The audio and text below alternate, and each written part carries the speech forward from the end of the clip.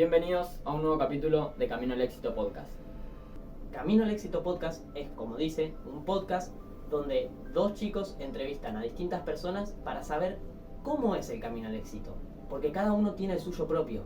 Nosotros queremos encontrar el nuestro mediante estas entrevistas. Si al final del capítulo les interesa seguir más cerca nuestro, tienen el enlace a nuestra comunidad de Telegram en el canal de YouTube y en el perfil de Spotify. En la comunidad, nosotros nos encontramos con distintos chicos y chicas de una edad medianamente joven, aunque no importa tu edad. Podés unirte para poder ser partícipe de un grupo de personas que están en busca de su camino al éxito y de ser del top 1%. En la comunidad vas a tener beneficios como podcast exclusivo, contacto con nosotros, networking con personas que quieren estar donde vos querés estar. También tenemos oportunidades de trabajo, ya sea en los distintos invitados que necesiten para sus servicios, o oportunidades de trabajo en nuestra comunidad en el podcast. Por último, tenemos descuentos en formaciones, tanto de los invitados como de distintas marcas que nos quieran patrocinar, solo para la comunidad de Telegram. Pero tranquilo que con cada capítulo que subimos a YouTube vas a aprender lo suficiente para poder ser tu mejor versión. Bueno, hasta acá la presentación del capítulo. Espero que lo disfruten. Y recuerden escuchar el episodio con ganas de sacar lo mejor de él para que él saque lo mejor de ustedes. Bueno, bienvenidos al capítulo número 18 de Camino al Éxito. Hoy estamos con Franco Macchi, y como iniciamos todos los podcasts, te preguntamos quién es Franco Macchi. Bueno, lo estoy averiguando día a día, pero yendo para atrás un poco,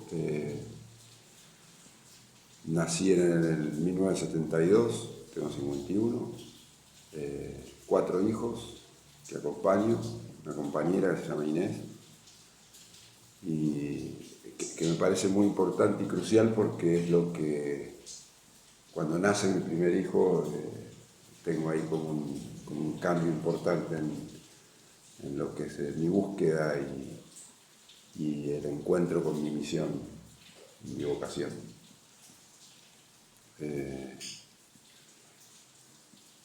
No sé qué más contar de mí. Está bien. Mucha gente, seguramente no solo los chicos de la comunidad, sino después te van a querer conocer. Y como yo te conocí, ¿a qué te dedicas vos antes, que fue y hoy en día? ¿Y cómo es tu trabajo día a día? Hola chicos de la comunidad.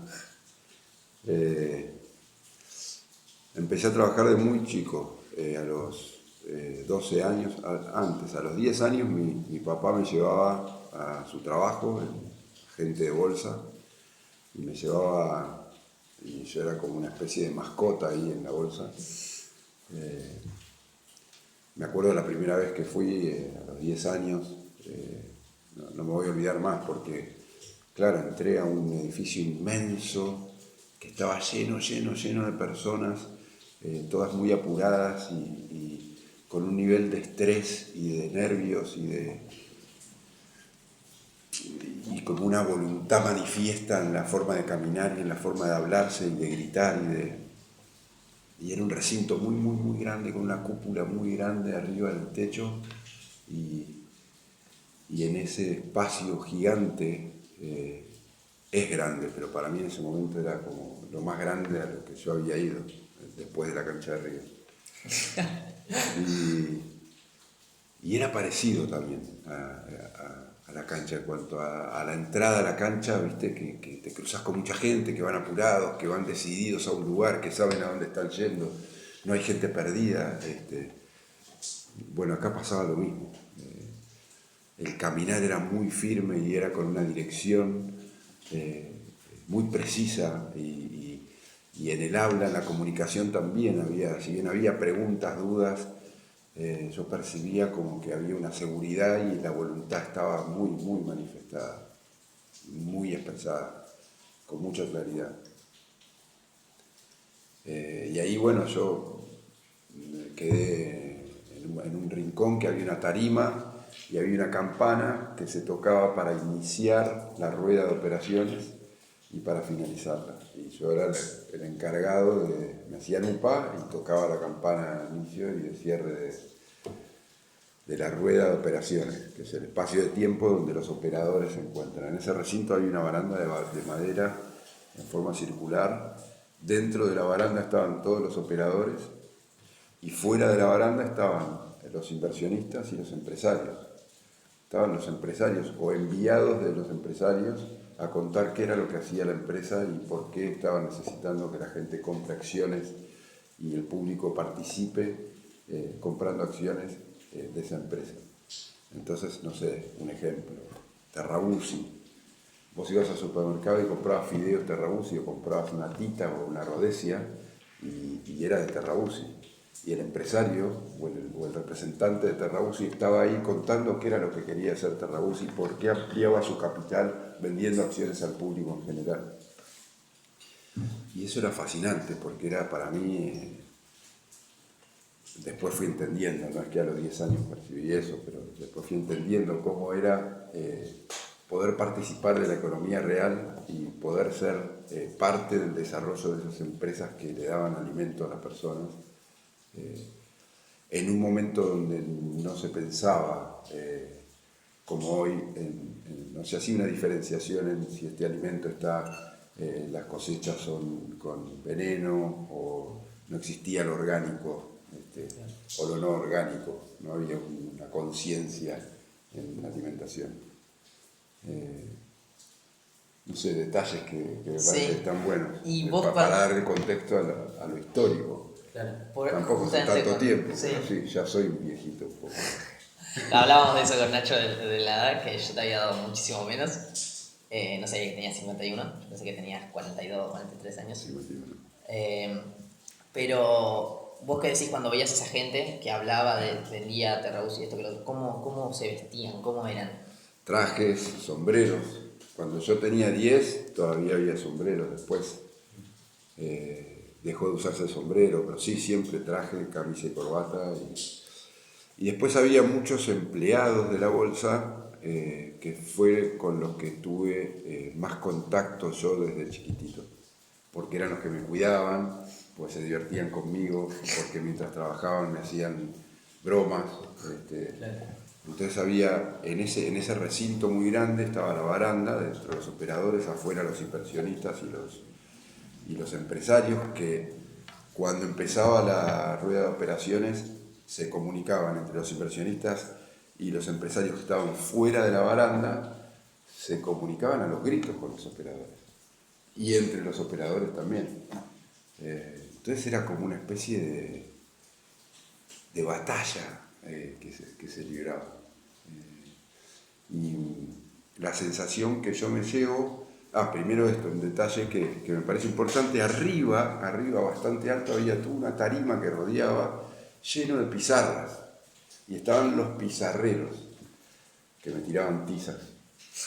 Los pizarreros anotaban, iban recibiendo instrucciones desde abajo de lo que se iba operando cada una de las empresas y iban anotando y borrando con borrador y tiza, iban anotando los precios, actualizando los precios de las empresas, de las acciones de las empresas.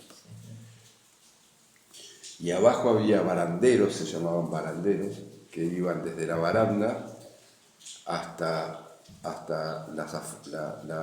la periferia de donde estaban todos agolpados para comunicarse con clientes o con inversionistas para informarles los precios o lo que se hablaba de una empresa o de la otra o qué noticias había o cuál era la tendencia de compra o de venta de una o de otra acción o del rubro en todo ese gran mercado, como uno puede imaginarse tal vez de la imagen de una película como un mercado persa o un mercado en Marruecos o una cosa. Si no tan como se lo venden en las películas. Bueno, hoy en día ya será súper diferente, ¿no? No sé la verdad cómo hoy en día. ¿Vos eso hasta cuándo lo hiciste? Tipo, ¿hasta cuándo viste ese ámbito?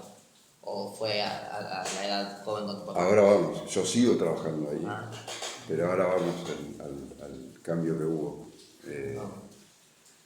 Cuando yo la percepción más clara que tengo de esos años, de acompañar como mascota, que a mí me fascinaba y yo le pedía a mi papá que me lleve, un gran abrazo. Era un encuentro, lo que yo percibía era eso, era un encuentro donde ocurría un gran abrazo entre todas las personas, en esta forma de comunicarse, en esta forma de encontrarse. Había abrazos físicos también, todo el tiempo. Yo me sentía abrazado todo el tiempo, como chico, como mascota, me hacían upa para ver cosas. Y era eso, era un gran abrazo, un gran encuentro entre las diferentes actividades que tenían los operadores adentro de la baranda, los baranderos, los pizarreros, los inversionistas, los empresarios, hablándose y comunicándose y encontrándose con voluntad de encontrarse, con voluntad de que el encuentro sea verdadero. Muchas veces ni siquiera defendiendo cosas, sino encontrándose con lo que el otro traía. Eso fue muy, muy impactante y duró muchos años para mí. Cuando yo salí de la secundaria, en la secundaria los veranos me iba a trabajar ahí, era cadete, cadeteaba, hacía calle, iba de un lado para el otro. Y estaba también fascinado con esa tarea porque también a cada lugar donde iba había como una especie de abrazo y de encuentro verdadero. Pero este ejercicio de poner la voluntad en el sentido de lo que tengo que hacer es esto y lo tengo que hacer. Y entonces el caminar cambiaba, era un caminar apurado, firme, con la precisión de a dónde tenía que ir, porque las instrucciones para ser cadete tenían que ser así. No podía ser de otra manera. Y cuanto más rápido hagas los trámites que tenías que hacer, estaba bien. Y llevaba, por ahí muchas veces me acuerdo, encontrándome llevando mucho dinero encima, o acciones en carretilla,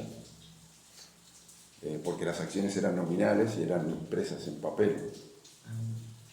Incluso muchas tenían adelante tenían la descripción de qué empresa era, qué valor tenía ese papel, y atrás el nombre de quien la había adquirido.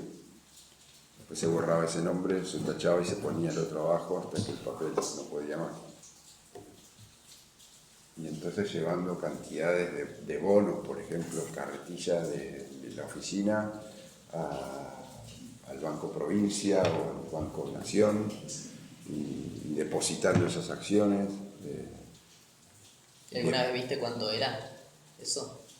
¿Cuánta plata? Sí, cuánto dinero era, tipo, ¿no te impresionaba por ahí a veces llevarlo? Sí, muchísima plata. Muchísima plata. ¿Eso se manejaba en pesos o no? Pesos, dólares. Todas las monedas estaban ahí. Sí, era un lío. Sí, en ese momento no había, pero tampoco no estaba presente esto del dólar.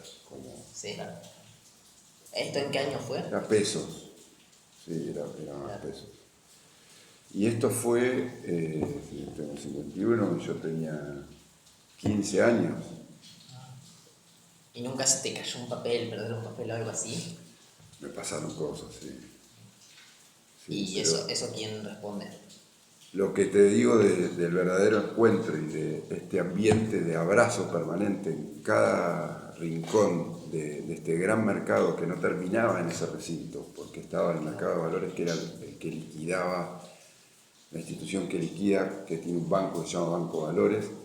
Entonces, después de operar, la operación dispara un montón de trámites y de acciones que son adjudicarle a la persona, depositar las acciones, si la persona vendía había que retirar el dinero para entregarle a la persona. Todo eso se hacía físicamente.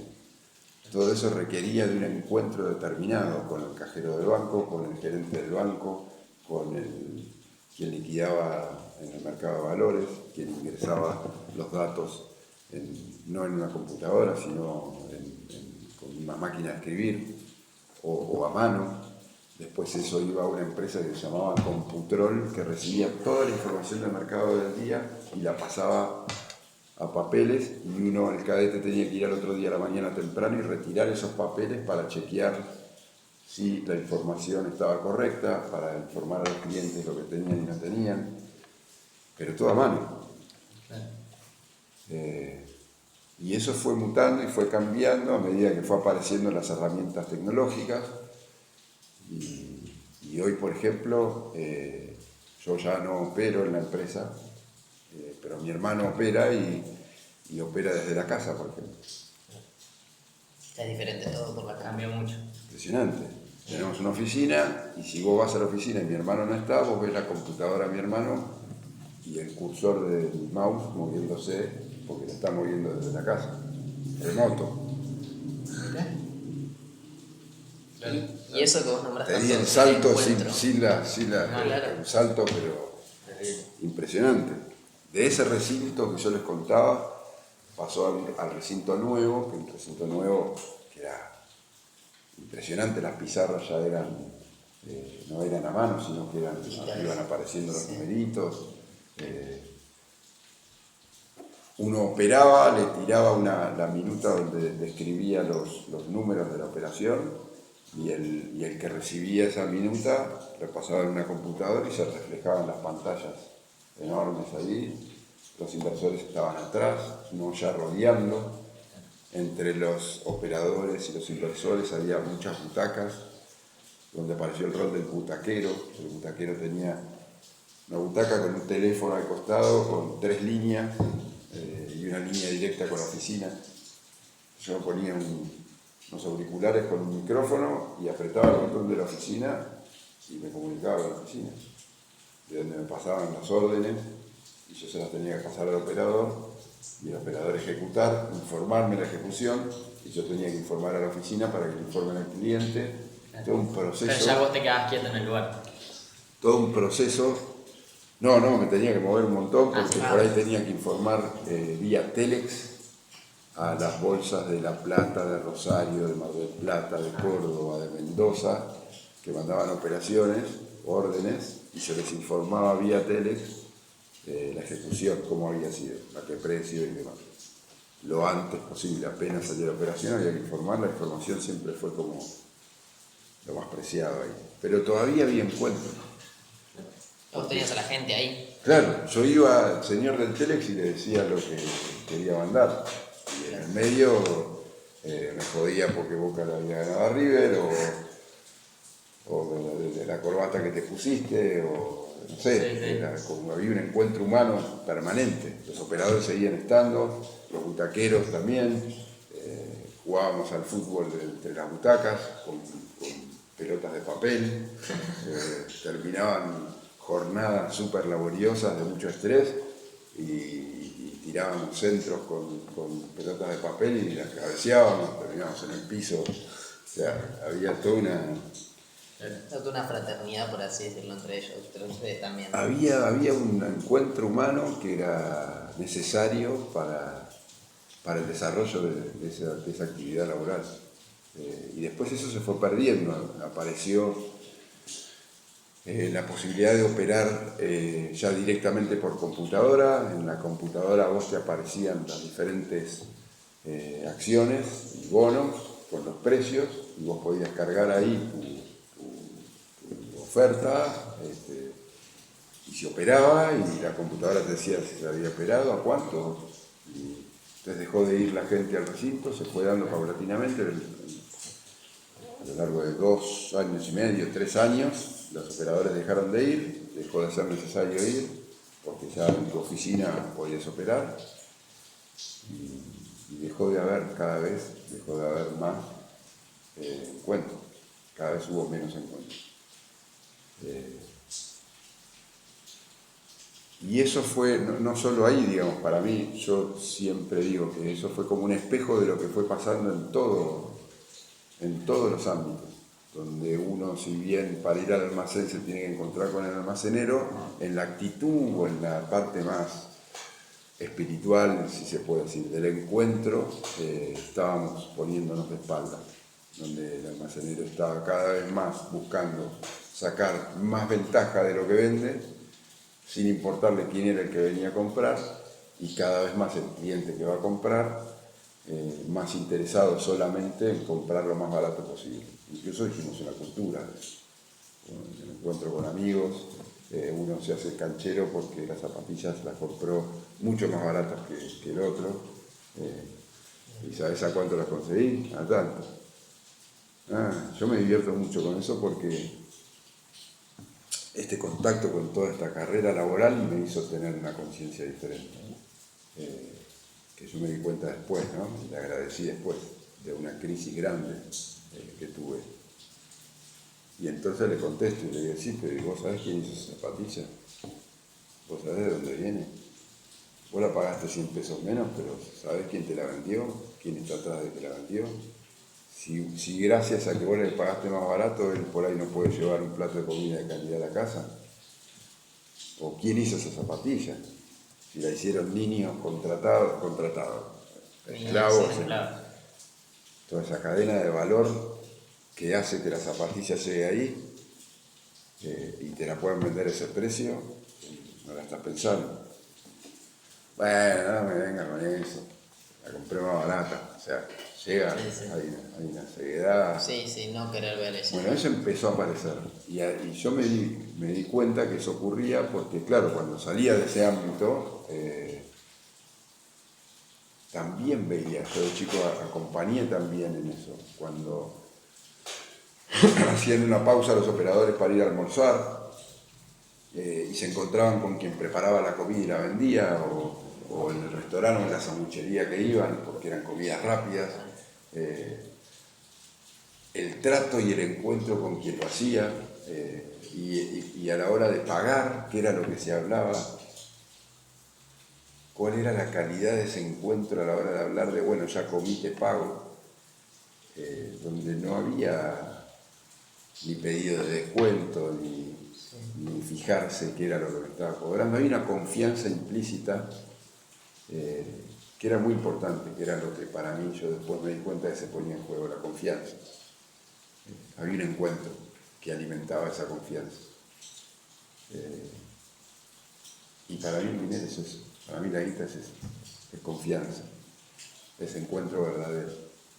Donde hay encuentro aparece la posibilidad de que exista un intercambio que habilita que dentro de los intercambios que ocurren haya o no dinero. Es como que se crea dinero, habiendo o no dinero en el encuentro. Es decir, nosotros nos encontramos, tenemos una charla, yo me abro a ustedes, ustedes a mí, hay un intercambio ahí que para que se materialice ese intercambio puede ocurrir que yo haga algo inspirado en el encuentro que tuvimos, o que de repente se habilite a que haya un dinero también en el intercambio. Se crea la posibilidad, se genera una confianza que respalda y habilita a que eso suceda. Cuando nos damos la espalda y eso no está, aparece el dinero de una manera forzada y hay una insatisfacción siempre de todas las partes que intervienen. Fue caro para mí, no me alcanza, y aparece esto de las polaridades como una creencia, como lo bipolar, como una creencia que tenemos como sociedad o como una forma de actuar en el mundo, que no digo que esté mal, pero es como es, por lo menos hasta hoy. Por ahí tiene que ser así como una forma de poder entender que las polaridades son una cosa que nos traen, que nos facilitan, que nos traen como una revelación, como una forma de poder tomar conciencia de que esos extremos, de que esas polaridades las tengo que integrar para poder buscar esa tercera cosa, para poder buscar ese equilibrio, que no tengo que pararme en una de las dos, que no tengo que elegir entre las dos, que las dos son válidas y las tengo que integrar. Y vamos ahora si quieren ejemplos y demás, pero por ahí me fui. Párenme. No, está perfecto. Un poco confuso. Me parece que vos vayas explicando y nosotros poder ir. Que me apasiono y me voy por una línea. No, pero y está perfecto. me fui Es lo después. que buscamos, exactamente es eso, que la gente hable realmente de lo que le apasiona, o sea, y nosotros poder ir comprendiendo y aprendiendo cosas que realmente a lo mejor no entendemos. Pero como vos decís, en el encuentro este que nosotros tenemos, yo a lo mejor después del podcast estoy en casa reflexionando sobre lo que hablamos, Nacho viendo la entrevista editando o cosas así y dice, che, esto que dijo es buenísimo, esta cosa, como traer a la memoria lo que acabamos de hacer para poder realmente sacar algo valioso y también ya lo que queda directamente del primer encuentro, como decís. Para mí eso es increíble, que te apasiones porque siento que la gente también, ellos que ven, quien sea que esté viendo ahora, realmente lo siente, a la pasión que uno hace. Nosotros traemos eso muchísimo en el podcast. Nosotros, por ejemplo, ganancia financiera no tenemos nada, no tenemos, esto es 100% porque lo amamos. Y yo le encontré mi pasión y no sé si la voy a monetizar o no, no es lo que me preocupa hacerlo bien y aprender. Para mí ya la gente que estoy conociendo, conocerte a vos personalmente, poder hablar así sentados tomando un mate, conocer a los chicos que estamos conociendo, los que ya antes estuvieron, de otra manera. Y sobre todo poder ayudar a personas con esto, porque para mí esto ayuda a gente, o por lo menos da algo, aportando a la sociedad o a los chicos de nuestra edad que creemos que tienen algo valioso dentro, que por ahí están cegados, ya sea por estar en las redes, por tener todo eso tan externo y ser tan fríos con las cosas. A veces hay que estar 1 hora y media, lo que sea la charla esta, viéndola, escuchándola, reflexionando sobre lo que hablamos. Entonces, por eso nosotros no queremos hacer cosas cortas, queremos hacer, sí. ¿Y los costos? ¿Costos de esto? Los costos No son muchos. no son muchos. Sí, Pero capaz. ¿cómo lo sostienen? Yo trabajo para una agencia, en lo que es marketing, que la conseguí también por emprender. Y de ahí básicamente sacamos todo y él también, Nacho, tiene su parte. Sí, yo después, bueno, capaz vendo alguna que otra cosa, ¿viste? Hago bastante lo que es compra-venta. ¿De qué?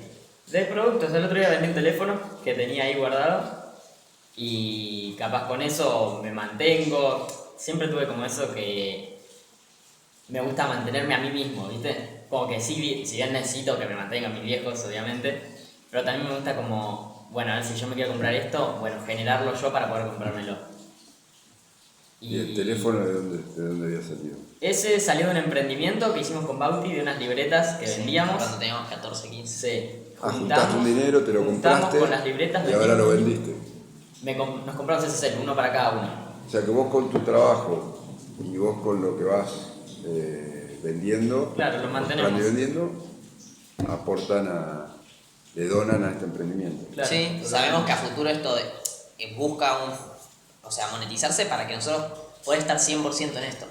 Es difícil a veces estar con los clientes en la agencia, porque yo soy asistente de un servicio de la agencia, entonces a veces estar con esos mensajes, atender a la comunidad, subir el contenido, viajar y estar pendiente, pero al fin y al cabo lo amo y siento que ayudo. O sea, si esto en algún punto se termina, siento que hoy en día nos enfocamos todo este verano en hacer esto.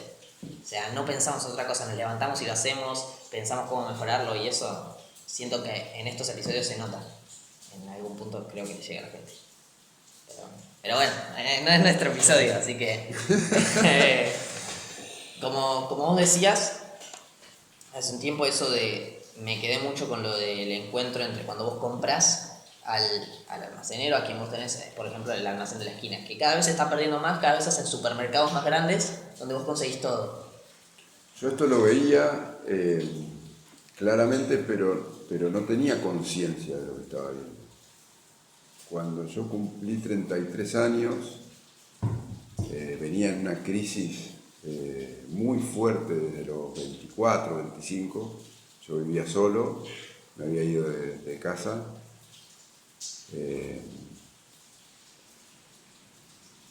Y tal, no entendía qué estaba haciendo trabajando ahí, no tenía nada que ver conmigo. Y lo tenía era tan fuerte la crisis que estaba muy expresado en todo lo que hacía, ¿viste? Todavía la gente estaba el típico yuppie, ¿viste? Traje, peinadito, iluminado, no sé qué. Como muy estructurado todo. Los rulos así. Hay una película llamada De la Sociedad Yuppie, sí, se hace mucho, de Patrick Bateman, es una gran película que habla de esa sociedad que aparenta trabajar, o sea, es más importante lo que aparentás que lo que sos. Sí, claro. Toda esa movida en los 80 y 90 fue muy fuerte. Y yo iba cualquiera. caí en remera, estaba que no entendía nada. Había algo adentro mío que yo no entendía y no podía vivir casi, porque era un conflicto permanente entre que lo que estaba haciendo me daba dinero y yo podía entonces asumir responsabilidades materiales, pero encima vivía solo, no tenía muchas responsabilidades, ¿viste? Lo que gastaba era muy poco, me sobraba plata. Que eso es otra cosa. Yo al estar en contacto con eso desde tan chico nunca me faltó plata. No tengo la vivencia de que, al menos que la busque. La tengo porque la busqué en algún momento, porque de curioso, pero que era medio una mentira, porque la tenía. Era vivir una experiencia, pero no era la realidad, por así decirlo. No, nunca fue mi realidad que me falte lo material. ¿Y cómo hacías vos con eso? Vos dijiste ganas dinero desde joven trabajando y esto, pero otro. ¿Cómo fue gestionarlo, la gestión de tu dinero? ¿Cómo la ibas haciendo? Muy fácil, ¿Sí? no, me sobraba. ¿Y en qué gastabas, por ejemplo, algo que te acuerdes? No, así de joven, cuando vivía solo, cuando vivía con mis padres, no, joda. O en viajes. Encima era una época donde el contexto macroeconómico hacía que era fácil comprar un pasaje, era fácil, no sé, te ibas a Chile a plata de hoy con, no sé, $100. Si hoy en día no te sale ni eso el pasaje. No, olvidate. Entonces estaba todo más al alcance, éramos menos pobladores en el mundo también, había mucho menos información, las redes no existían como hoy, entonces estaba todo más, era llamar por teléfono, pedir la cotización del pasaje y comprarlo. No había tantos procesos. No había, no, hoy tampoco, viste que hoy estás Sí, obviamente, obviamente. pero tenés que tener la guita. Sí, a veces se complejiza más las personas, porque yo por ahí veo a mi familia, o a nuestra familia obviamente, que comprar un pasaje tiene que hacer, más allá de la mentalidad económica que tienen a la hora de gastar su dinero para mí un viaje es una experiencia, o sea, lo tenés que ver como que vas a ganar muchísimo más de lo que estás gastando. Pero por ahí es como que mil cuentas, ¿no? Y a ver dónde, en cuál es la mejor plataforma, como que tenés tantas opciones que te sobrepasan. Antes no sé si había tantas opciones, era como vos tenías la agencia, ibas y... Sí, algo muy importante que me pasó ahí fue mi tía Alicia Maki, me empezó a regalar, a sabiendas de esta crisis que yo tenía y con quien yo podía hablar abiertamente de esto, porque sentía que ella entendía lo que me estaba pasando, me empezó a regalar contenido de antroposofía. Allá estaba en esas cosas. Sí, ella sí. Y yo, así como lo recibía, lo guardaba, pero lo guardaba. Estaba ahí. Estaba ahí. Y de vez en cuando alguna ojeadita le metía. Y en 2 oraciones, viste cómo es. Te deja como la cabeza pensando. Para alguien que no sabe, vos que podés explicarlo mejor o lo que sea, ¿qué es la antroposofía? Porque hay muchos invitados. ¿Podés explicarlo exactamente o parecido a algo? Para mí la antroposofía es un verbo, es un hacer, es una forma de hacer. Sí, para quien no tiene ni idea y escucha, podemos decir lo que ustedes también pueden decir. Una ciencia que muestra lo que no se ve, o que intenta desde la investigación y la observación mostrar lo que uno no ve físicamente.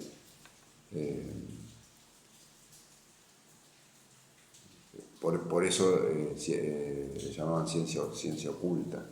Esto no es un saber mío, digo, de lo que leí, Sí. de lo que cuentan.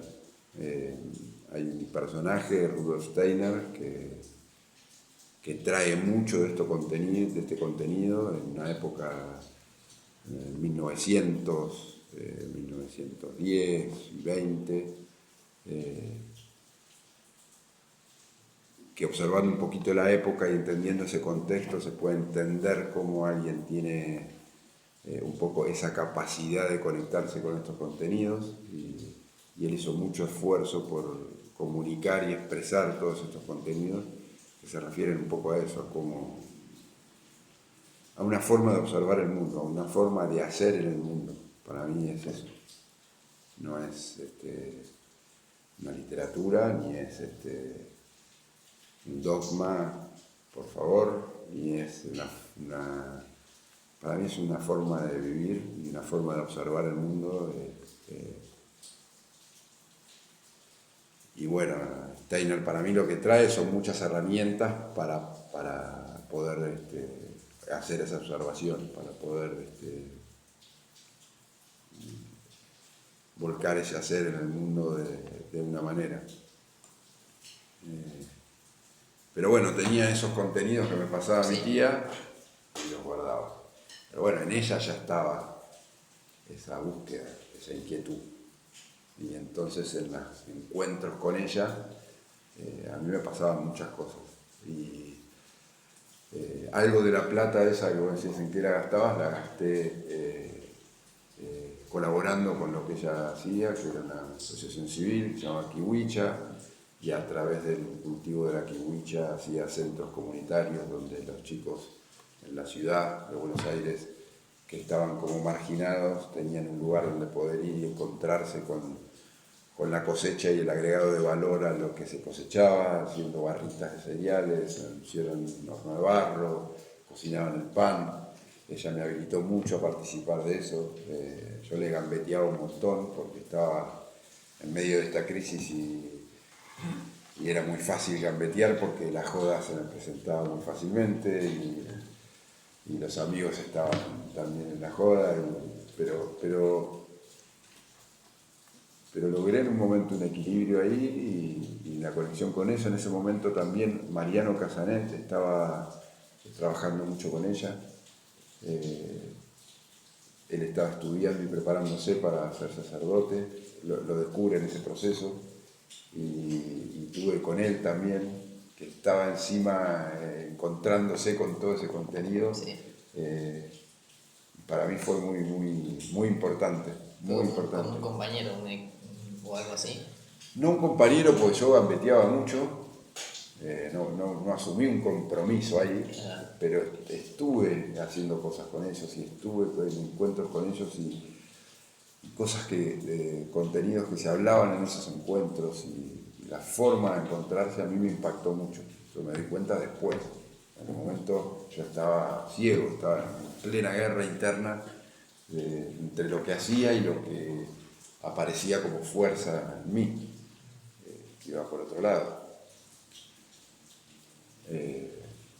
Y a los 33 años nace Ciro, mi primer hijo, y con él me metí de nuevo, empecé jardín, y empecé primaria y secundaria, hice todo de nuevo.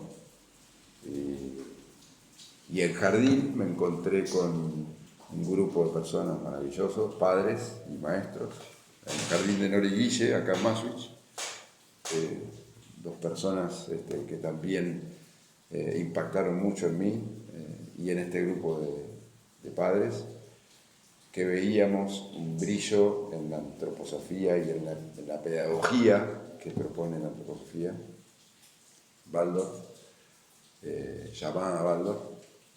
Este jardín no era un jardín Waldorf, sino con orientación Waldorf, un jardín privado de Noriguille, pero que tenía una orientación Waldorf muy dogmática, muy en el sentido de no tomando lo que dice la antroposofía como un dogma, pero sí como bastante rigurosos a la hora de transmitir esos contenidos y de transmitir las formas que nos llevan a pensar el mundo de otra manera, observarlo de otra manera, y siempre aportando una línea de herramientas para que eso suceda en los padres. Entonces, para ir a lo práctico, me veían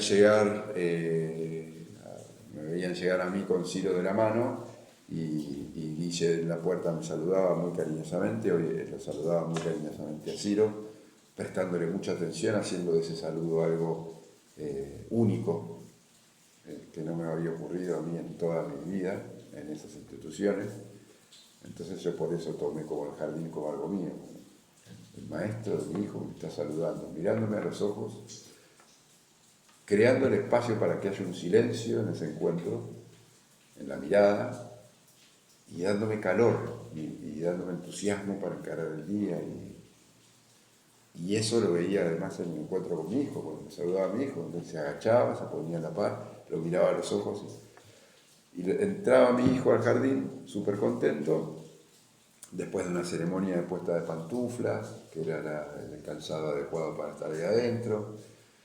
Era todo un cuidado de detalles y de calorcito y de encuentro verdadero que yo era muy brillante, casi que encandilaba, ¿viste? Y él me decía, por ejemplo, y yo me decía, Franco, ayer Ciro vio en televisión, él se daba cuenta ya cuando lo veía venir caminando, por la forma de caminar, por los ojos, tratemos de ver si puede ver menos. Lo hacía de una forma que no me estaba dando una orden, por supuesto. Una sugerencia era como... Claro, lo hacía de una forma muy cariñosa. A veces eso en los padres jugaba de una forma que movía tanto adentro que provocaba alguna angustia y demás, pero que bueno, era parte del cambio en la forma de observar y de actuar. Entonces todo ese brillo que veíamos, además en el futuro que veíamos para nuestros hijos, estos padres que nos juntábamos en la puerta después de dejarlos ahí, veíamos el Clara de Asís como el futuro, y también, viste, de la gente, personas que conocíamos ahí, que ya eran padres ahí, o maestros, con los que nos cruzábamos en charlas que se daban y demás, todo muy brillante, candilaba mucho, pero a la hora de hablar del dinero, aparecían como velos que tapaban ese brillo. Y a nosotros, como grupo de padres, nos llamó mucho la atención. Yo venía de un lugar donde para mí el dinero aparece siempre primero en los encuentros, hemos formateado de esa manera. Había otros que trabajaban también en el ámbito financiero, había arquitectos, había médicos, había una economista, había una ama de casa, había muy diverso, era muy rico, pero que a todos nos pasó lo mismo en el mismo momento. Apareció esta incógnita, esta inquietud como... Y el dinero, a ver qué pasa. Y investigamos un poquito y ocurría, era como un patrón que se repetía. Y entonces, desde esa curiosidad nos pusimos a investigar, decidimos armar un grupo de estudio sobre el dinero, sobre la guita. ¿Qué es la guita? ¿Qué es el dinero? ¿Y qué nos puede aportar la antroposofía como una forma de hacer, en la forma de observar este fenómeno que es el dinero? ¿Qué contenido nos puede traer para ayudarnos a lograr un hacer que saque estos velos y que puedan brillar y acompañar y ser parte de este brillo que ofrece esto? Y bueno, nos pusimos a estudiar, duramos un mes encontrándonos 2 veces por semana, porque al mes ya estábamos actuando y estaba mucha gente de mucho hacer. Y logramos hacer puentes muy interesantes entre ahorristas y gente que necesitaba ese impulso, esa fuerza que podía traer el dinero. Me acuerdo de Paula Andrioli, que era una madre que hacía alfajores de maicena con todos productos, sí, ya aparecía como lo orgánico, lo cuidado, Sí. o materias primas que venían con un cuidado en su cadena de valor, no solo en la calidad de los productos o en los venenos no utilizados, sino en las personas que intervenían en toda la cadena de valor. Entonces hacía unos alfajores que eran una cosa impresionante, de ricos, y con esos alfajores que los vendía en la puerta del jardín, ella, con parte de lo que lograba ahí, sostenía la puerta del jardín. Y entonces vino un día con la necesidad el horno en la casa donde hacía los alfajores era un desastre, perdía gas por todos lados, y ella tenía 4 hijos, 5, tenía una hija más grande, y era un peligro, iba a explotar la casa en cualquier momento. Entonces juntamos ahorritas que pusieron dinero, compramos el horno, se instaló el horno, y ella pudo hacer el doble de alfajores además, porque el otro era más grande, y pudo devolver el préstamo con la confección de esos alfajores y la venta de los mismos. Y bueno, a partir de ahí nos empezamos a encontrar con un montón de casos donde era súper necesario hacer este puente entre gente que tenía un ahorro y podía convertirlo en inversión, y gente que necesitaba esa inversión para emprender o para cubrir alguna necesidad de su quehacer. Y bueno, ahí estuvimos como un montón de tiempo trabajando de esa manera, enfocados mucho en ese hacer, y después cambió mucho y muy rápido el contexto macroeconómico, y entonces cambió también la demanda que venía. Pero eso no era... Como organización. Eso ustedes no lo tomaban como un modelo, digamos, como un negocio, como una forma de ayudarlo, ¿hacían o tenían Es alguna ganancia? imposible pensar hoy en una actividad bancaria vinculada solamente con los préstamos que sea sostenible. Al menos que le cargues tu sostén a quien le estás prestando dinero. Porque si se lo cargas al inversor, hoy no estamos preparados como sociedad para que ese inversor se quede como inversor, interesado en ser inversor y perder plata. O ganar menos de lo que ganaría en otro lugar. Entonces se lo tenés que cargar a quien pide la plata. No podés sostener una estructura sana desde mi punto de vista. Hay desarrollándose actividades como banca ética que sí, que buscan eso. Para mí no se puede, pero es algo muy personal, una visión mía. Celebro y aplaudo que existan esos impulsos y tienen que, ojalá logren seguir creciendo y ser en el mundo, porque son necesarios, pero sigue siendo una actividad bancaria tradicional, por ahí con un foco diferente a quién se le presta y qué es lo que quiere desarrollar con esas inversiones. Y es muy importante que eso suceda, pero yo creo que, y estoy convencido que no es lo que estamos necesitando para una nueva economía. Que no estamos necesitando esa institución que intermedie en los préstamos, en el dinero de inversión convertido en préstamo. Es muy difícil, no creo que sea lo que estemos necesitando.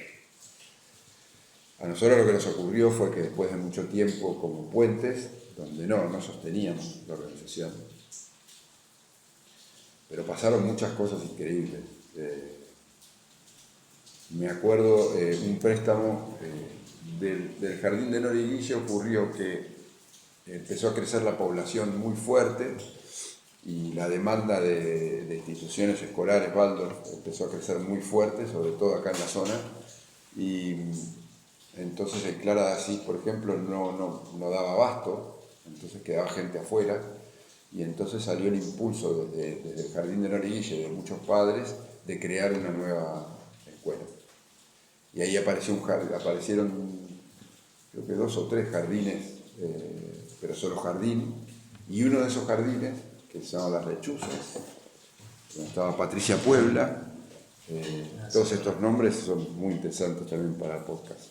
Ah, mira, ya tenemos, me gusta. Guille, Patricia Puebla,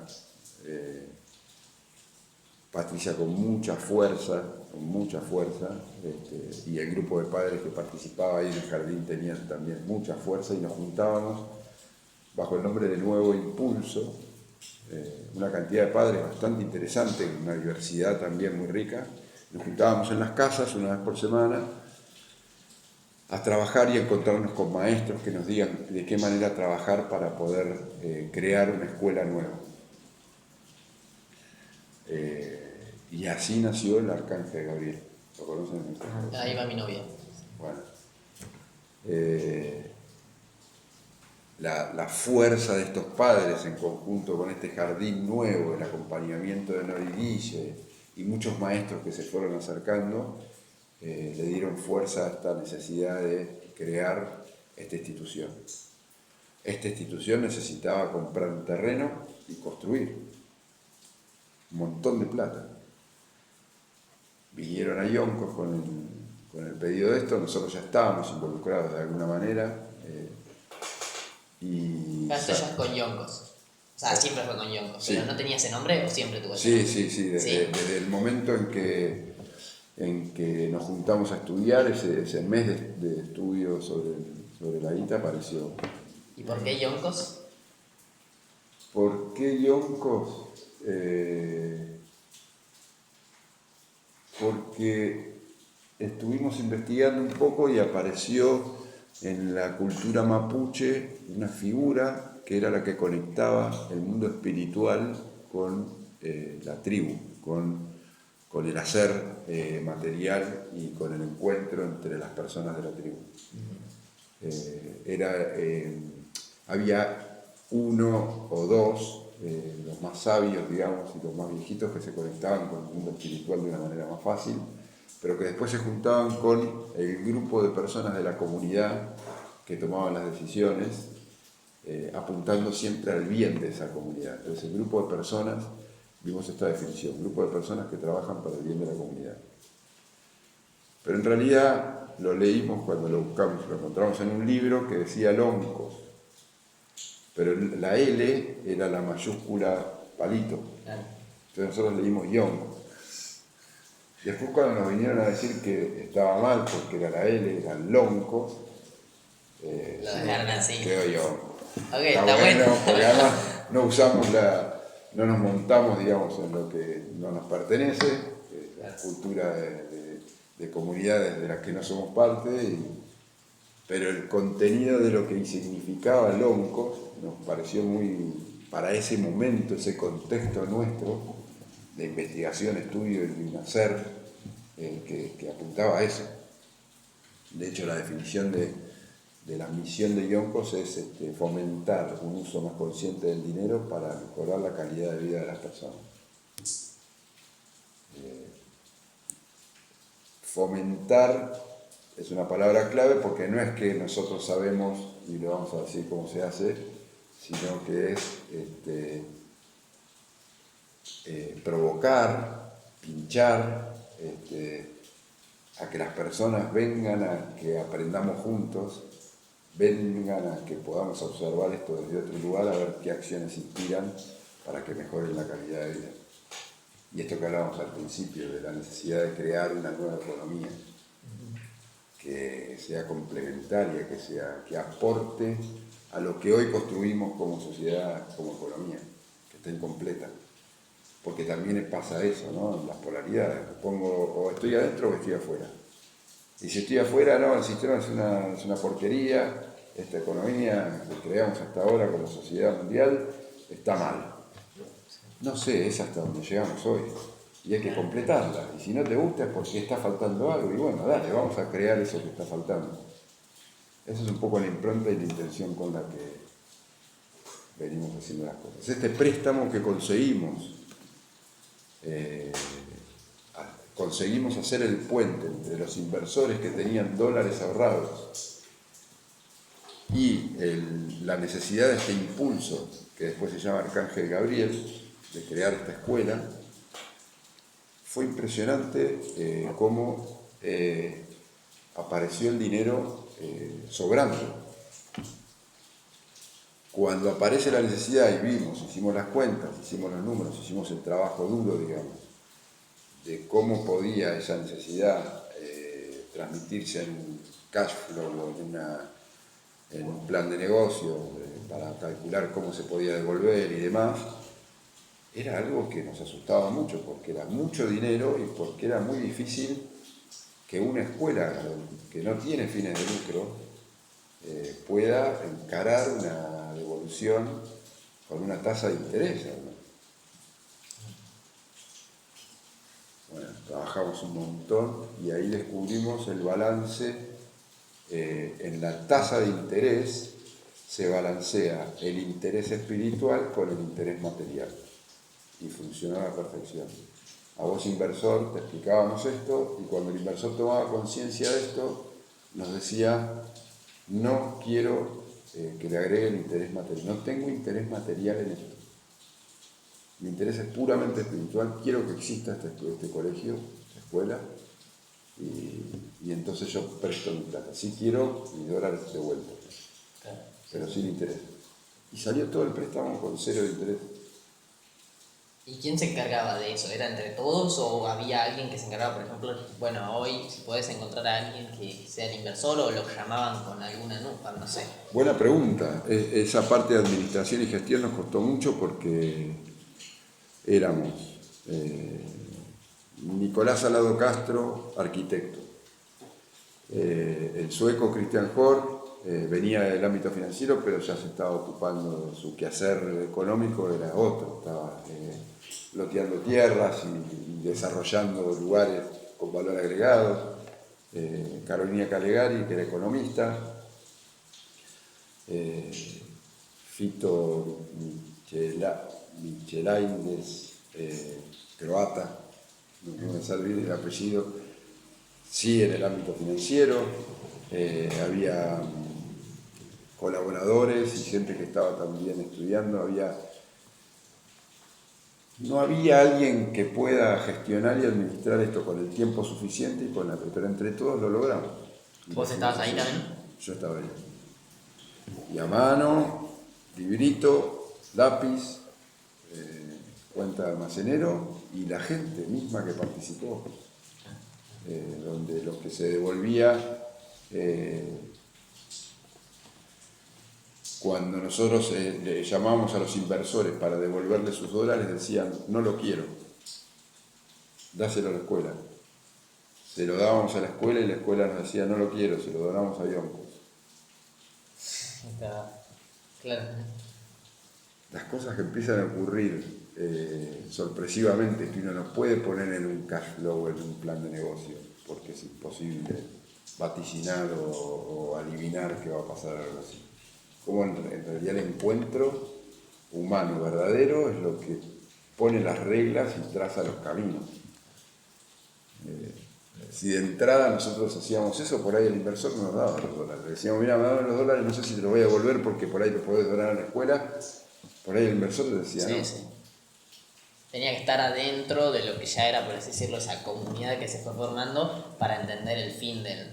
No necesariamente. ¿No? No, a mí me dieron dólares gente que trabaja en la bolsa y que ni siquiera vive en Maastricht y no tiene idea de la pedagogía Balbo. ¿Y esa misma persona después dejaron los dólares para el colegio? Sí. Sí, nosotros les mostramos los avances y lo que iba ocurriendo con el dinero que ellos habían puesto y la fuerza que tenía en las cajas. Gabriel, en los primeros años fue impresionante. Gente que sacó fuerza no sé de dónde, o sí, un poco sé de dónde, pero con mucho amor, tiene una base, esa escuela hermosa, espectacular. Yo ahí vi que no quiero simplificar nada de lo que acabas de decir porque me parece que todo lo que tocamos tiene un trasfondo demasiado interesante como para simplificarlo en lo que hoy se hace en internet, pero sí veo todo este proceso como que vos decís, hay un equipo principalmente, vos corregime cualquier cosa que para vos no te represente o no represente Yoncos, pero hay un equipo, de ese equipo forman algo juntos, o sea, todos apuntan hacia un mismo lado, ¿no? Buscan a las personas o llegan las personas también porque uno las atrae al fin y al cabo, Sí. por esa mentalidad que uno tiene o Sí. ese objetivo puro que uno tiene. Y después las personas, al ustedes mostrarles lo que están haciendo con su dinero, se convencen de que esto está funcionando, mi dinero está usándose para un bien mayor, un bien común de las personas. Entonces, hay mucha gente que hoy en día inicia algo, ¿no? Ya sea por rédito económico, nosotros iniciamos el podcast no por económico, sino porque nos encanta. Hay muchos jóvenes iniciando lo que es agencias de marketing, muchísimo, por todos lados, te los encontrás por cualquier lado. Pero todos obviamente lo hacen con un fin económico, con el fin de quiero ganar X cantidad de dólares al mes. Eso está bueno porque, a ver, si estás iniciando un negocio para poder, no sé, tenés una estabilidad, una forma de tener dinero, bueno, querés más dinero porque sabés a dónde lo querés utilizar y no por tener, está bueno, pero esto de una misión o algo detrás tiene que haber. O sea, no simplemente el vacío de utilizar dinero para hacer algo. ¿entendés? Sí, hay que tener cuidado con eso, porque Sí. yo lo que veo es que mete mucha presión el tener que tener una misión, el que esto atrás tenga mi vocación en plenitud y no transo con nada, y es eso.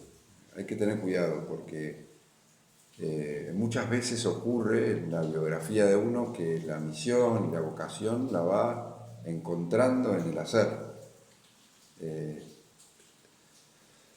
Yo diría que no importa tanto el qué se hace, sino el cómo. Y por ahí sí, que la presión o la búsqueda más fuerte esté en ese cómo. Porque la realidad del mundo en donde vivimos es que lo material es necesario y hay que ganar dinero o alimento, no sé. Claro, sí, sí. Hay que ganar lo material que necesitemos porque somos materia. Pero en el cómo hacemos eso aparece lo espiritual que se encuentra con la materia. Y ahí es donde yo voy descubriendo cuáles son mis valores, equivocándome, haciendo cosas que están fuera de mi valor, porque ahí descubro cuál es mi valor. Cuando yo estaba en crisis fui descubriendo qué valores estaba yendo en contra. Es como un aviso de mi cuerpo y de mi estado anímico que me está avisando que estoy haciendo cosas y a veces cuesta mucho descubrirlo. Yo soy un ejemplo de eso, a mí me costó un montón de tiempo.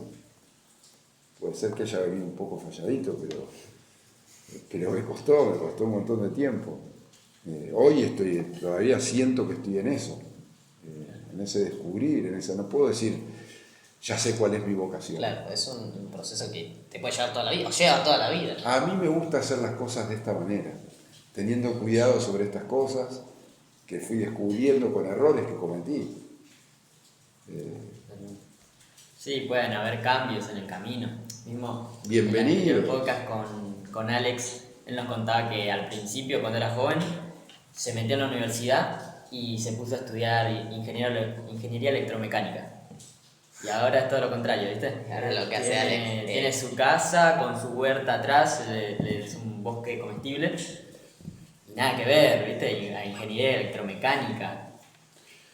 Yo me encuentro con muchos jóvenes, porque Ciro ahora, este muchacho tiene ya 20 años y yo soy entrenador de rugby, también de esa edad ahora, pero fui entrenando desde los 6 años hasta 20. Desde que tenía también, siempre precoz lo mío, ahora que pienso. Desde que tenía 16 años ya entrenaba. ¿no? Sí, Al mismo tiempo que trabajabas con el tema de la bolsa o eso. sí. Wow. Pero es un deporte amateur. Sí. Si bien cada vez se encara con más profesionalidad, sigue siendo un deporte súper amateur y son tiempos que se dedican como post laburo, post fin de semana. La cuestión es que al estar escucho mucho de los chicos, no, yo voy a estudiar tal cosa porque da guita. Sí, eso. Un poco lo que decís. Sí, totalmente. Y está bien, no está mal. Todo va a depender de cómo lo hagas. Y en ese cómo para mí está el secreto. Vos podés estudiar, yo le digo, marketing, y hacer una empresa de marketing, pero en el cómo lo haces está la magia y está lo verdadero que va a hacer que eso te conecte a vos o no con lo verdadero. Lo que te diferencia también de los demás. Como un diferencial también con el resto y como un valor agregado y como, digamos, desde el marketing también.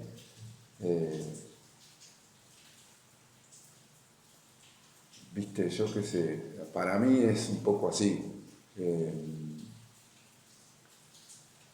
No sé, hay unas preguntas que me pasaron, me acuerdo que hay una que me me puso muy incómodo, que me llevó a, bueno, que 3 aprendizajes, ¿no? Tres aprendizajes que tuviste y también teníamos, 3 referentes, pero me parece que nombraste bastante tu tía, que fue una... Sí, muy difícil, ¿viste?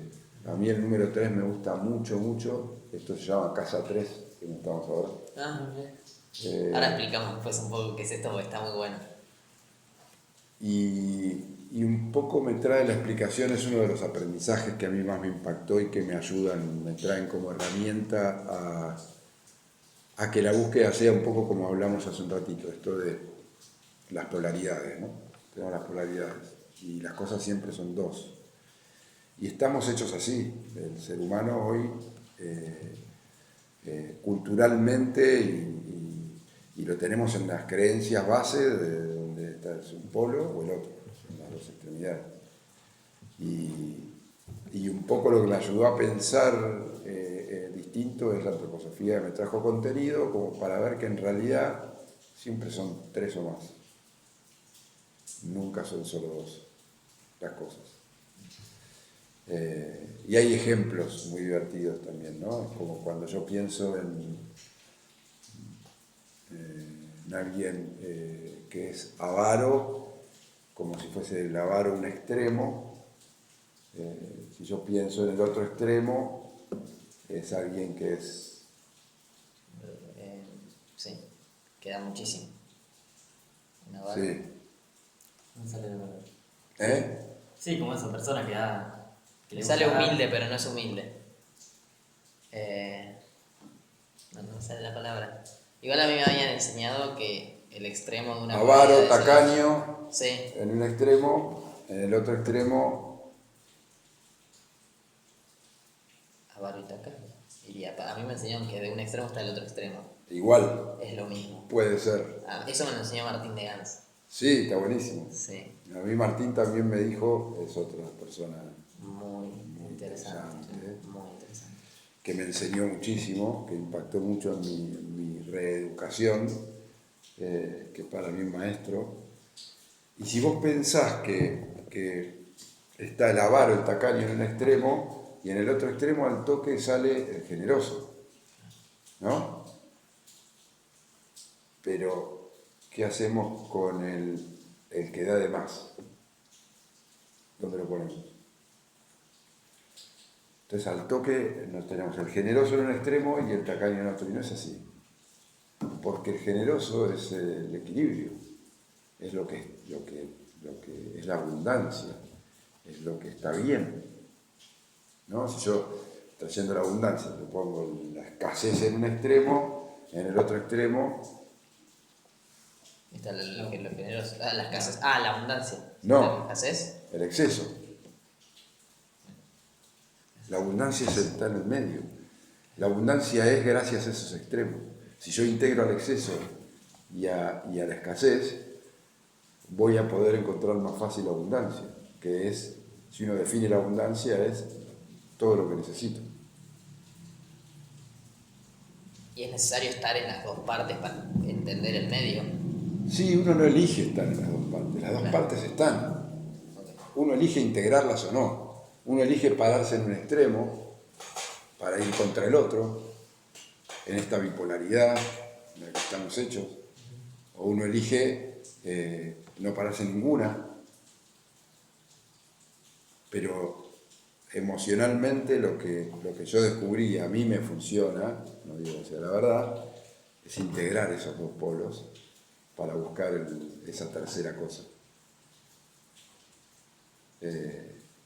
Y en Yoncos, entre los integrantes nos divertimos mucho con esto porque lo tomamos como algo también muy lúdico, donde cuando en conversaciones, en búsquedas, en trabajos aparecen dos cosas, enseguida empezamos a buscar la tercera y se pone divertido. Está bueno, es un buen ejercicio. Sí.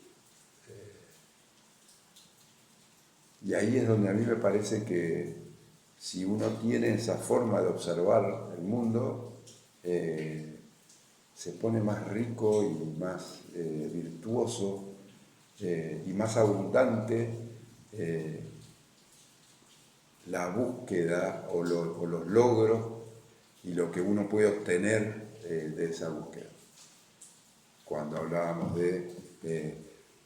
no importa si yo digo voy a estudiar esto porque da guita, o si yo digo lo único que quiero es buscar guita, si yo entiendo esto de las polaridades, en el cómo voy a hacer eso, va a estar saneándose aquello que aparece como dañino en esa declaración, que parece como que es dañino. Claro.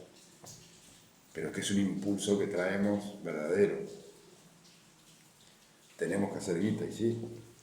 Yonkos no hace guita. ¿Y Yonko qué hace? Yonko lo distribuye. Está al servicio, Claro. pero tiene esa, yo digo, discapacidad o capacidad todavía a lograr. Y estamos en el intento permanentemente, pero es una asociación civil que no tiene fin de lucro, pero que tampoco sostiene quienes están trabajando. Porque el fin de lucro también es otra cosa que se confunde, ¿no? Si no tenés fin de lucro no tenés que tocar dinero, si tenés fin de lucro tenés que ganar guita únicamente, no, nada que ver. Y ahí aparecen las empresas sociales como la tercera cosa, donde, está bien, el objetivo único no es ganar plata, pero tenemos que ganar plata en el sentido de que haya una circulación de dinero que haga que la calidad de vida de las personas que intervienen sea la que buscan. Y no la misma en todo, ¿no?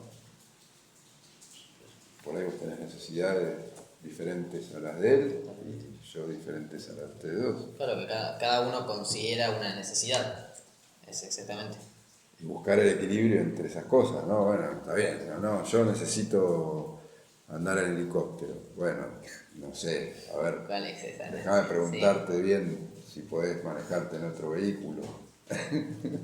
Sí. Como que hay cosas que ya son un poco que se pasan de eso, Y pero bueno, dentro de está las todo el cosas- tiempo jugando Sí. el exceso y la escasez Sí. para encontrar la abundancia. Y vos nombraste hace un rato que había una etapa que te duró como muy difícil en tu vida. Y una de las preguntas que yo te había puesto era cuál fue, por así decirlo, tu peor momento. Veo que lo nombras bastante por ahí esto. No sé si tan justo polaridades de peor momento y mejor momento, pero sí que fue un momento difícil. ¿Y cómo pudiste ir saliendo de eso?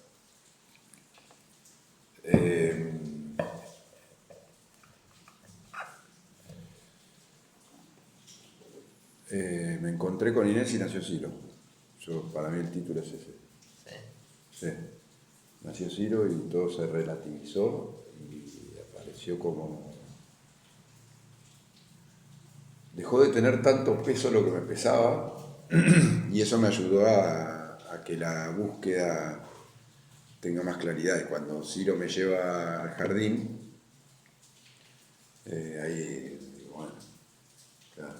Es interesante, vos lo decís como Ciro me lleva al jardín y yo Sí. no llevo a Ciro al jardín. No, me llevó él. Me lleva él. Sí, Sí. Como que claramente. veo que es un enfoque que vi bastante y me gusta muchísimo sobre el ver al hijo como un aprendizaje para uno y no solo ver al hijo como alguien a quien tenés que enseñarle. Claramente, Ciro vino a pegarme un cachetazo y a decirme, estúpido, mirá esto. Y yo, sí, y ahí encuentro yo el ámbito donde puedo desarrollar lo que viene como impulso en mí, al servicio de qué y qué me gustaría aportar al mundo. Y encuentro puente claro entre mi actividad laboral, toma sentido, cuando había dejado de tener sentido, y eso era lo que me pesaba, sumado a la necesidad de conseguir recursos, que lo material sea presente y de nunca haber vivido la falta de eso. Y ahí le encuentro sentido a mi carrera laboral y a la necesidad de crear este puente entre aquel mundo y el que hay que crear. Acá hay que crear nuevas cosas que engorden, que alimenten, que hagan más completo el sistema que hasta hoy creamos como sociedad mundial. Y mi búsqueda va por ahí, desde ese lugarcito. Sí. Y después no quería tocar también el tema este de que acá es donde se va a desarrollar Yonko, ¿no? Sí. ¿Cómo es eso? ¿Cómo consiguieron el lugar? Claro, ¿cómo fue este proyecto? Y bueno, Un poco en algún momento vos lo dijiste, esto de cuando uno empieza a pensar de una manera y a pedir cosas, por ahí hasta sin conciencia que uno las está pidiendo, y aparece. Es como cuando vos te querés comprar un fitito rojo y empezás a ver fititos rojos por todos lados. Sí. Y antes no lo Sí, antes sí, no sí. lo veía. O cuando te lo compras y lo ves ya. También. Es así, sí, tu mente éramos un atrae montón. eso, sí, sí, totalmente. Claro, o sea, a veces tu cabeza es como, incluso he leído psicología, o sea, he escuchado psicologías respecto a eso del dinero, cuando uno empieza a ganar dinero y entiende cómo hacerlo, el cómo, como vos decías, ya no, era una barrera mental. Sí. Entonces, lo que vos veías como escasez ya no es así. Vas viendo realmente gente que vas conociendo, gente que gana muchísimo dinero, gente que está constantemente trabajando de otra manera con el dinero y vos lo veías tan lejano. Por eso me dio gracia cuando vos nombraste lo del mensaje, que a vos te ven como, no sé, como un tipo de traje que te financia un multimillonario y tal vez no es así, ¿entendés? Entonces, eso es por la lejanía que nosotros tenemos con eso y las creencias, como vos decías, la caja de creencias, que me encantaría tocar ese tema, que tenemos no solo hacia el dinero, hacia las relaciones cuando queremos hablar con una chica que nos gusta, hacia todas esas cosas que nos ponen la barrera, son todas Todo acá. está filtrado por el paradigma de escasez. Cuando vos tocas las polaridades y se hacen el ejercicio con los compañeros o con los padres o con quien sea, vas a ver que cuando vos nombrás el extremo del polo de escaso, aparece la tercera cosa, como el otro polo. Cuando decís avaro, aparece el generoso. O sea, somos escasos hasta en eso. Porque va para el lado de la escasez. Sí. Cuando lo generoso es... Entonces se queda con lo generoso como el polo, el extremo que está malo. Y bueno, todo mi hacer va a estar entre el generoso y la escasez. Sí, sí. Y está buenísimo pasarse del equilibrio para recoger y cosechar aprendizajes y experiencia. Pero nunca te vas a ir para el otro, es difícil, porque en el generoso ya le di, uff. Claro, ya fue suficiente, o sea, estás encarando el otro polo con lo que traes. O sea, ni siquiera te está yendo como vos decís. En vez de probar para el otro lado de la balanza buscando el equilibrio, te quedas en el palito este. Y yo no sé cómo es, en Yoncos no sabemos cómo es, qué hay que hacer. Pero sí podemos ver esto y tenemos un ejercicio hecho muy fuerte y lo hacemos permanentemente de observación que nos permite ver estas creencias transversales que hay y esta forma de hacer que tenemos que es incompleta y que podría ser completa. Y sí estamos dispuestos a ser los provocadores de la creación de estas cosas, no crearlas nosotros. No creo que tengamos la capacidad de crearlo, si no es con otros, con los actores, con los que, si bien nosotros también somos actores, somos unos actores de muchos. Y esta casa viene a traer eso como punto de encuentro para que esas cosas sucedan, a través de actividades, de propuestas, de juego, de arte, de cultura, de joda también, ¿por qué no? Bien entendida, de trabajo, de espacio de que vamos a desarrollar o intentar un cowork que también nos dé materia y sostén y que ocurra en ese cowork como valor agregado y diferencial el encuentro entre quienes están viniendo, que puedan surgir de acá negocios sinergiadores, sanos, que pongan la educación en el centro y que de esos negocios pueda salir un aporte a las escuelas extra. Nosotros lo que vemos es que hay este paradigma de escasez en las escuelas es como muy, muy fuerte y están todas las instituciones corriéndola atrás y siempre desde la escasez.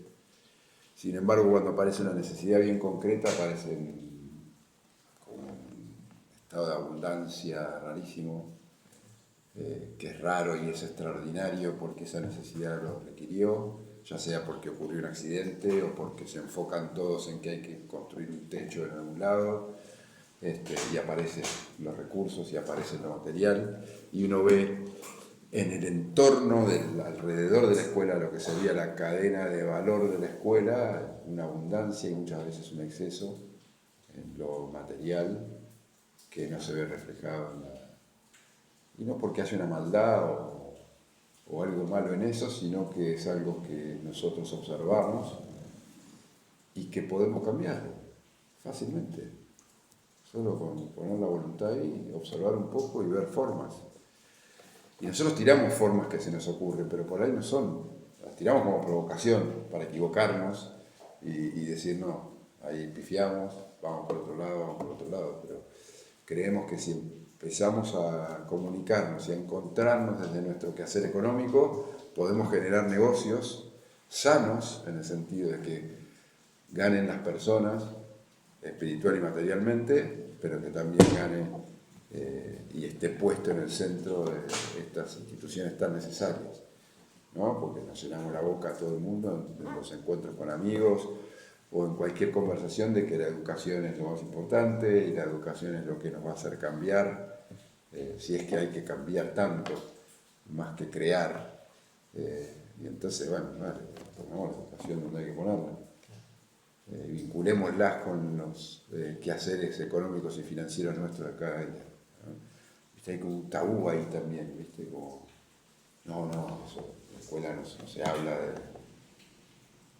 Hay una persona muy linda que es parte de esto y él hace cerveza. Y viste, en la escuela cuando viste, se abre un poquito y le preguntaban, che, ¿por qué no contás? No, acá, voy a contar que hago cerveza, no tiene nada que ver.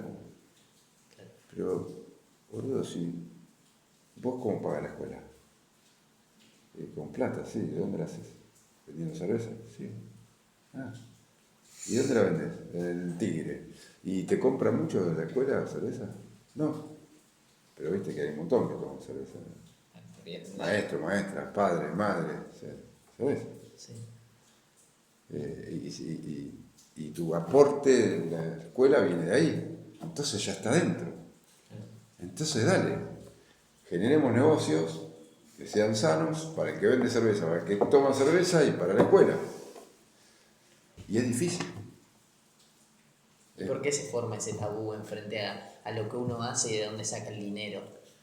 También. Y porque no hay para mí una conciencia de qué significa, primero, qué es el dinero y qué implica, qué se está poniendo en movimiento, qué parte de mí está jugando acá cuando hay dinero en el medio.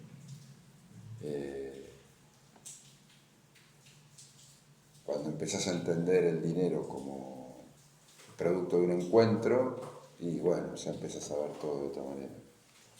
Y qué se pone en juego de tu parte espiritual ahí, ya empezás a entender de otra manera. Y si vas a lo práctico, también un poco lo que hablábamos al principio, cómo nos encontramos, los desencuentros que hay a la hora de hacer economía, o sea, que de alguien vaya a comprar una silla y no se pregunte o no le pregunte al vendedor quién la hizo, cómo, cuánto tiempo tardó, de dónde viene. Lo único que esté enfocado es en tratar de pagarla lo más barato posible. El cartelito dice 100 y acá me la tengo que llevar como mínimo 99. Y el foco está ahí, con 1000 cuotas, que no importa cómo las reciben. Si yo le pago con tarjeta y al sillero le van a pagar dentro de 2 meses, algo que ya no vale lo mismo que un día, y o sea, un montón de cosas que intervienen, que si estamos dándonos la espalda, y bueno, ¿no? Como también la responsabilidad que tiene cada uno a la hora de, por ejemplo, si yo sé que le tengo que dar ese dinero a esa persona trabajó, como ver lo que hay detrás de él, y bueno, también ayudar desde una responsabilidad de facilitar esa transacción, ese dinero, ese encuentro, ¿no? Que yo te doy a vos tu parte y me enfoco en que realmente lo recibas de buena manera y no intentando simplemente esto. Por ahí a veces es muy frío. Hoy en día, sobre todo después de lo que fue pandemia, como que todo se digitalizó, todo es como ya, de hecho hay locales que ni siquiera te aceptan plata física, o es muy difícil. Es como todo, bueno, tomá, te doy la responsabilidad que yo tengo, porque al fin y al cabo es una responsabilidad del dinero que uno maneja, te lo doy y bueno, ya, que se ocupe, no sé, la persona o el medio que te lo da a vos. Cuando vos entendés que lo que le estás dando es una materia, o en el caso de una transferencia sigue siendo materia, pues es un número que va de una cuenta a otra, que está representando algo que es espiritual. O sea que el dinero no es ese número o ese billete o esa tarjeta, sino que eso está representando otra cosa, que es espiritual, no es material. Y que tiene que ver con la confianza, pero tiene que ver más que nada con la voluntad. Lo que está representando eso es tu voluntad. Yo pongo, cristalizo y materializo mi voluntad a través de esto, de esta entrega de esto. Yo quiero esa silla, yo quiero que ocurra esto, yo quiero, y aparece la voluntad y la posibilidad a través de eso material que representa esa voluntad, la posibilidad de que ocurra eso, de que la silla esté conmigo, o de que ocurra la escuela Arcángel Gabriel, o de que ocurra la gira de Axel. Sí. Sí, también yo creo que es como que siempre se busca, como hablabas lo de la zapatilla al principio, de que cómo puedo buscar lo más barato. Y nunca ver eso, que capaz la otra persona tuvo que invertir tiempo, capaz sacar tiempo de pasar con su familia para poder hacer esa zapatilla y después venderla. Capaz no lo puede vender caro porque nadie se la compra y la tiene que vender barato y estás como menospreciando el trabajo que la persona hace. Bueno, si yo voy a comer una burga hecha por no sé, cualquier persona que entiendo el proceso que hizo para hacer esa burga y que está buenísima, pero que vale 3 veces más que McDonald's, yo voy a McDonald's, es mucho más barato, y bueno, tenés que investigar ahí, investigar por qué es más barato. ¿Qué es lo que está pasando ahí? ¿Qué estoy aportando yo con mi voluntad yendo a McDonald's y qué estoy aportando yo con mi voluntad yendo a la burga casera que siento, no sé, un grupo de jóvenes que emprenden algo? Claro, ¿a qué lo decía Alex Van Forester? Claro. Hablaba mucho de no solo con el alimento, él lo decía con el alimentarse, cuando me alimento, cuando yo armo mi plato de comida y como, ¿a qué sociedad aporto? ¿A la anónima o a esa persona que estuvo trabajando detrás de todo ese proceso? Entonces, me parece muy bueno el concepto de pensar más allá de las acciones que tenemos, porque cuando tenemos una acción, tratando con un vendedor, tratando con una persona, incluso a nosotros nos aporta algo. Entonces, ¿a qué aportamos nosotros? Dentro de X cantidad de tiempo, dentro de nosotros, ¿qué se transforma? No estoy aportando materia. Claro. Con la materia, en realidad, ese gesto de aportar materia está representando mi aporte de voluntad. Yo quiero que ocurra eso. Yo estoy poniendo energía y voluntad en que ocurra eso. McDonald's. Sí, sí, como que aportás a que haya ese trabajo esclavo. Todo lo que trae eso, no sé. Sí, sí. No quiero ni saber. Claro, se llega a un punto en el que es eso. Sí. Ya, la carga también la falta, yo creo que hay una falta muy grande, a veces lo creo como digo, no sé si es así, es algo que yo creo, de que la gente no le gusta tener responsabilidad, a veces. La responsabilidad propia de sus acciones, o como esto, que algo que yo crecí mucho es que por suerte fui transformando, incluso a veces me pasa que culpo, ¿entendés? Culpar a otro por las acciones que uno tiene. Entonces, y muchísimo desde chico, esto de que cuando yo hago algo, el otro tiene la culpa, o quién se hace responsable, y yo nunca asumí mi responsabilidad. Y un concepto que aprendí muchísimo, de hecho, de un podcast, que fue uno de los que inspiró este podcast, fue eso. Cuando uno acepta que tiene responsabilidad al 100% y que lo que le pasa a uno es responsabilidad de uno, toma control de su propia vida. Entonces, si yo puedo aceptar que los sucesos de la vida que me pasan son por acciones o situaciones o energías que yo traje, está bien. Porque, Inacciones. o inacciones, o no tomar decisiones. Fundamentalmente inacciones. Porque de hecho, algo que te quería preguntar, porque yo noté muchísimo con todas las cosas que vos hiciste, que estás haciendo, veo que sos una persona que acciona mucho. Y vos lo dijiste, en Yonkos también están como accionando, haciendo ejercicios, viendo qué hay que hacer, a quién ayudar. Es fundamental para iniciar la acción. Nosotros así lo hicimos con el podcast, lo planeamos en una semana y fue, grabemos, no importa cómo salga, pero hagámoslo. Y de ahí fue una bola de nieve lo que nosotros le decimos.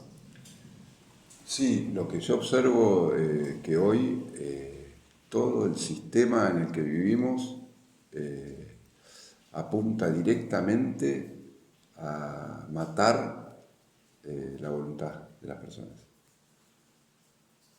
Todo lo que nos rodea, todo lo que consumimos, aunque creamos que no lo consumimos, desde las publicidades en la ruta, en los transportes públicos, las formas de pago, el no encuentro a la hora de intercambiar dinero, todo está hecho, ni hablar el telefonito con internet y toda esa movida, y el TikTok y todo eso, Las redes. tremendo. Todo apunta a matar y a abolir la voluntad del ser humano. Yo no digo que sea a propósito, para no entrar en algo conspiranoico, digo que nosotros creamos un sistema que por ahora viene siendo así. Y tal vez sea por donde tenemos que pasar, me gusta pensar así, como un momento de un proceso, donde tiene que pasar eso para que después recuperemos la voluntad de una manera más fuerte. Ustedes y los que vengan. Es sumamente importante y fundamental la voluntad. A la hora de hacer las cosas. O para generar las cosas. Sí, incluso para pensar. Porque hoy el telefonito lo que hace es que no pensás. Te da fiaca pensar. Famoso, me da fiaca. O sea, me da paja. Sí. El otro día, pobre mi hijo, lo voy a exponer un poco, pero salimos a aquel maneje, ¿viste? Está por sacar registro, no Ciro, otro. El que yo conozco, ¿cómo se llama? Pedro. Pedro, sí. Y estábamos manejando, estaba él manejando, yo lo acompañaba, haciendo un trabajo muy fuerte de paciencia, respirando, es muy difícil acompañar a enseñar a manejar. Y bueno, primero, segunda, y ahí loma burro, entonces en cada loma burro le digo, está buenísimo porque en cada loma burro practicás el cambio hasta que te va a salir automático. ¿En serio hay que volver a poner punto muerto y primera? Cada vez que viene un nuevo burro, ¡qué paja! No, yo dije, no, entonces no querés manejar, te da paja manejar, estamos en el horno. ¿Entendés? Sí. No es que Pedro está fallado, sino que todo lo que tiene a su alrededor y el teléfono le van atrofiando la voluntad al punto de todo es una paja. Sí, sí. Perdón que esté usando el término, entiendo que va para los chicos. Sí, totalmente, lo van a entender. Y si no, que aprendan a hablar diferente y que entiendan otros términos también. ¿Cómo, viste? Todo es una paja. Si Sí, no tenemos sí. voluntad, no vamos ni a aprender a manejar. Y pronto vas a manejar con un auto robotizado donde le pones y te lleva, o por el aire. Ni manejás. Claro. Eso va a venir. Si viene, bueno, tuvo que venir, hay que usarlo, aprovecharlo. Sí, hay que sacarle el Pero mejor que no mate provecho. nuestra voluntad. Claro, sí, sí, sí. Capaz que está bien que no hay que manejar y hay que ir con la mente, no sé. Pero vas a tener que ir con la mente. Algo, Vas a tener algo que- que tenés que hacer, tenés que tener una voluntad de hacer algo. Bueno, después está el ejemplo de este pueblo minero que, no sé si conocen el cuento, yo no soy buen cuentista, pero lo hago cortito. Todo el pueblo involucrado en la producción de la mina. Y gracias a la producción de la mina el pueblo se desarrolla y tienen para comer y tienen su abundancia dentro del pueblo. Y hay un personaje que no va a la mina y se queda en la vaca paraguaya tirado todo el día. Y empiezan a decir, che, no da. Y lo empiezan a cagar a pedos porque dicen, vamos todos a laburar y vos te quedás acá tirado en la vaca paraguaya y comés. Y aprovechás todo lo virtuoso que trae nuestro trabajo y bueno, nada. ¿Viste? Y los tipos iban toda la mañana cargando, ¿viste? Caminando a la montaña, a meterse en la mina y poleas, ¿viste? Poleas no, porque por sogas, ¿viste? Y fuerza, no sé qué. Y el tipo un día dice, ya sé, acompáñenme. Y crea la rueda.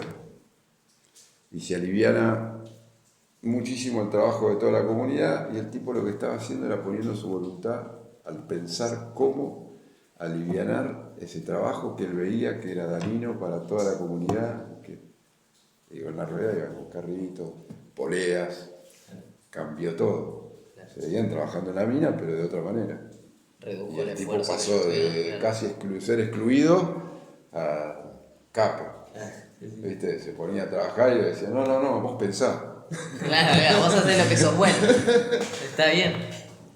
Eso también creo que es importante saber. A ver, uno puede desarrollarse y aprender, creo que casi cualquier cosa, pero también hay unas capacidades que vamos por nuestro entorno desarrollando y siempre podemos, como dijimos, si en algún momento existe esto de que no tenemos que manejar y que vuela el auto y que solo toco 2 botones,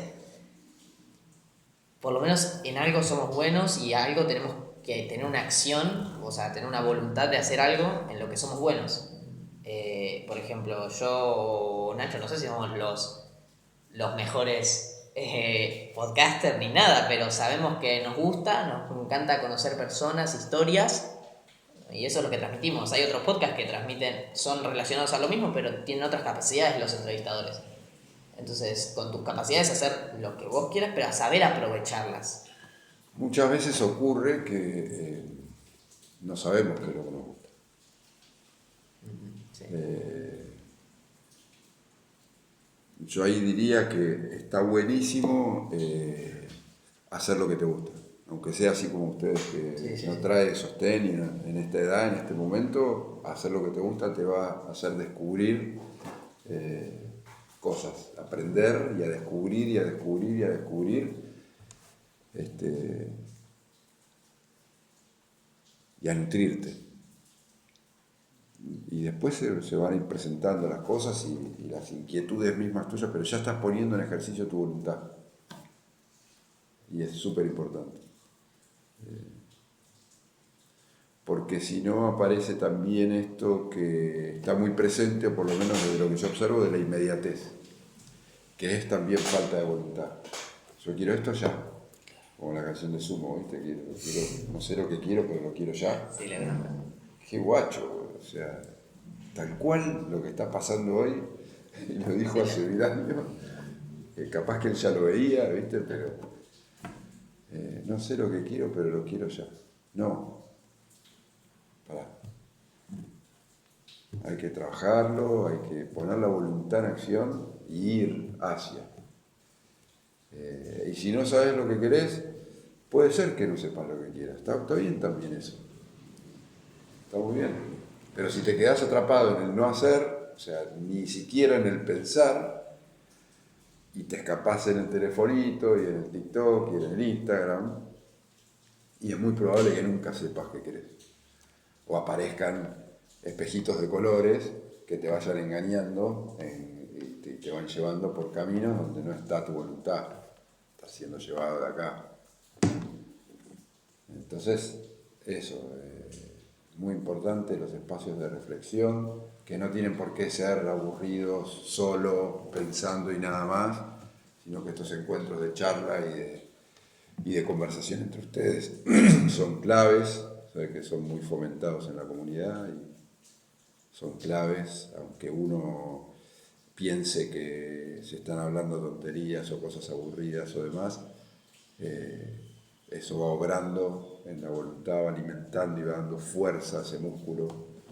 El encuentro con las personas es como el mejor ejercicio que podemos tener, tan fácil, tan a mano, ¿no? Que nos cuesta cada vez más. Y eso es como lo que para mí, yo por lo menos es lo que veo y es en lo que estoy trabajando fuerte, entrenando chicos y encontrándome siempre y así abriendo espacios para que ustedes sean los que muestren cuál es la voluntad, cómo es y qué es lo que hay que hacer. Y acá en este espacio queremos que estén presentes, fuertemente, para todo eso, para la joda, para reflexionar, para estudiar, para trabajar, para todo. Claro, para que tengan distintas experiencias y por lo menos tengan la voluntad de vivirlas. Sí, Bueno, me parece, mira, Bueno, acá cortamos esta parte porque nada, ya es el podcast más largo que hicimos. Se volvió el podcast más largo. Y no solo por tiempo, sino porque vamos a estrenar la parte exclusiva con vos. Ahora vienen las preguntas de la gente. Entonces, nada, agradecerte para que va a salir en YouTube. Agradecerte por haber estado, por lo que dijiste todo. Porque realmente trae a reflexionar sobre todo en nuestra edad, que es lo que intento pensar, que la gente que me ve más o menos tiene una edad relacionada a la nuestra o parecida, y que son años, siempre son años, y la vida es importante, cada año no es que cuando sos viejo ya tenés que vivir así, cuando sos tipo con 80 no, ya está, no, siempre hay una transformación, un proceso que se está gestando dentro nuestro, pero sí es verdad que ahora, por así decirlo, estamos como crudos nosotros, entonces tener la voluntad de hacer algo, ese mensaje me parece increíble, así que nada, agradecerte, me parece que estuvieron bien las preguntas. Muy lindo. Y bueno, vamos ahora a seguir con la parte. Este fue el capítulo de la semana. Espero que te haya gustado y si es así, dale like, compartí, ya que es un contenido que le puede servir a más de una persona. Y no te olvides por favor de suscribirte, ya que el 89% de las personas que ven, casi el 90%, no está suscrita. Suscribiéndote, dando like y comentando, nos estás ayudando a llegar a más personas para ayudarlas a conseguir su mejor versión. No te olvides que si quieres estar más cerca nuestro, tenés en el canal de YouTube el enlace a la comunidad de Telegram y en el perfil de Spotify también. Y cerrando, lo último que queremos decirte es que si querés escuchar a alguien de tu interés, que lo entrevistemos nosotros, podés dejárnoslo acá abajo en los comentarios. Saludos y nos vemos en el próximo capítulo.